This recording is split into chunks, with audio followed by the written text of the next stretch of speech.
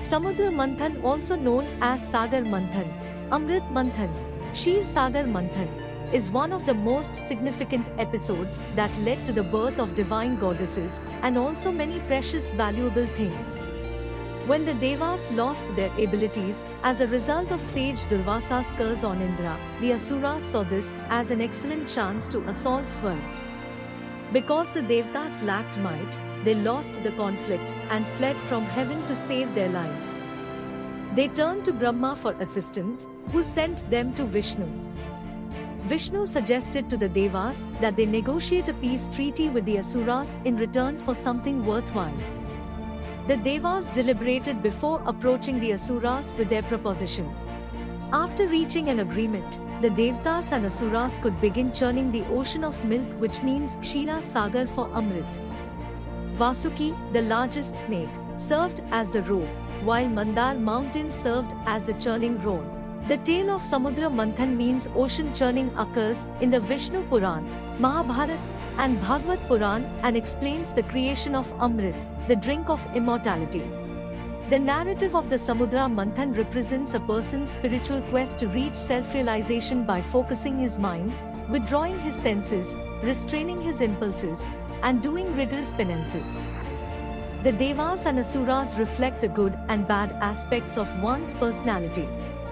It signifies how to attain self-realization, and to accomplish the objective, one must regulate and balance both parts of oneself. Mandar Mountain, which represents mind, and Dhara represents in a single line or flow, symbolize concentration.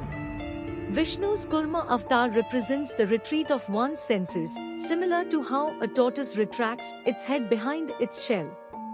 It means contemplation through meditation and focus. Vasuki, the snake monarch, was employed as a churning rope, and it represents the yearning for immortality's nectar. It's as if the Devas and Asuras used a rope of desire to churn their minds. The ocean of milk represents the collective human awareness or psyche. The halahal poison represents the agony and pain that arises when one undergoes excellent penance. As the Devas and Asuras, the positives and negatives of oneself, churn the ocean of milk, the mind, for the nectar of immortality, which represents self-realization, with Mount Mandar, concentration, resting on Vishnu's Kurma avatar represents withdrawing their senses, and Vasuki, desire, as the churning rope. The first thing that came out was the halahal poison represents pain and suffering. This is when Lord Shiva enters the picture. His ingestion of the poison represents the necessity for Lord Shiva's attributes to resolve the pain and suffering caused by intense focus and penance, bravery, compassion, willingness, initiative, simplicity, austerity, detachment, and so on. The valuable artifacts that emerged from the ocean of milk signify mental or spiritual qualities that one is rewarded with after completing his penances and resolving sorrow and suffering. The Devas and Asuras delivering these ocean treasures represent the necessity to employ these gifts for the general good rather than for selfish gain. Only then could they make headway on the massive churning project. Dhanvantari represents health, meaning immortality, or, to be more practical, longevity, or, in this instance, self-realization is only possible via good health. To achieve this aim, both the body and mind must be in perfect health.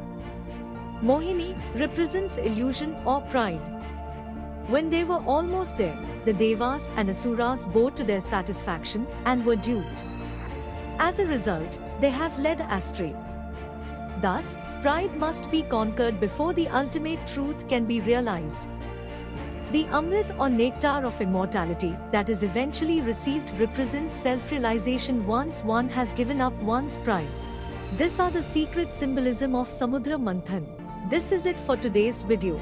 Hope you liked, and don't forget to subscribe our channel Hindu Saint.